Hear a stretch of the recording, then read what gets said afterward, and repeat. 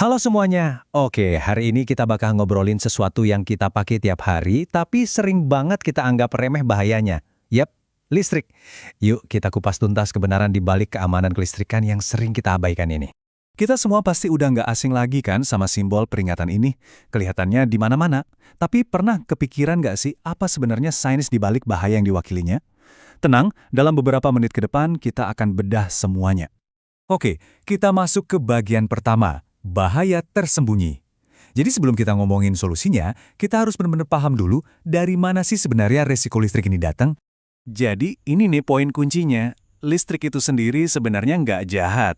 Masalahnya itu baru muncul pas tubuh kita secara nggak sengaja jadi semacam jembatan buat arus listrik itu ngalir. Nah, disitulah bahaya yang sesungguhnya dimulai. Lanjut ke bagian kedua, tubuh dan listrik. Nah, ini pertanyaan pentingnya nih. Kenapa sih tubuh kita ini bisa jadi konduktor listrik yang lumayan bagus? Yuk kita lihat lebih dalam lagi. Nah, yang menarik banget di sini adalah peran air. Kan tubuh kita ini sebagian besar isinya air ya. Jadi pas kulit kita basah, entah itu karena keringat habis olahraga atau baru cuci tangan, hambatan alami tubuh kita sama listrik itu langsung anjlok. Ini tuh kayak ngebuka jalan tol buat arus listrik lewat. Mulus banget. Dan ini nyambung banget sama prinsip fisika dasar, hukum Ohm. Gampangnya gini deh. Pas hambatan tubuh kita rendah, misalnya karena basah tadi, arus yang masuk bakal melonjak tinggi, biarpun sumber tegangannya sama. Arus yang tinggi inilah yang jadi biang keladi dari semua kerusakan. Bagian ketiga, sengatan pada sistem. Oke, kita udah tahu kenapa ini bahaya. Sekarang pertanyaannya, seberapa besar sih arus yang bisa berakibat fatal? Saya jamin jawabannya bakal bikin Anda kaget.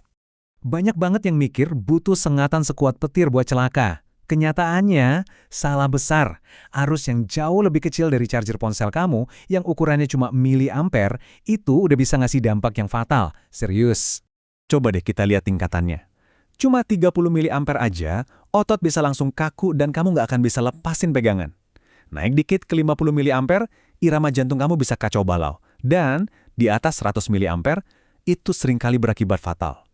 Tipis banget kan batas amannya? Kita masuk bagian keempat, bahaya umum di rumah. Jadi di mana sih monster-monster kecil ini ngumpat? Jawabannya mungkin lebih dekat dari yang kita kira, yaitu di tempat yang harusnya paling aman, rumah kita sendiri. Nah, masalahnya adalah kita tuh udah terlalu biasa ngelihatnya sampai jadi buta.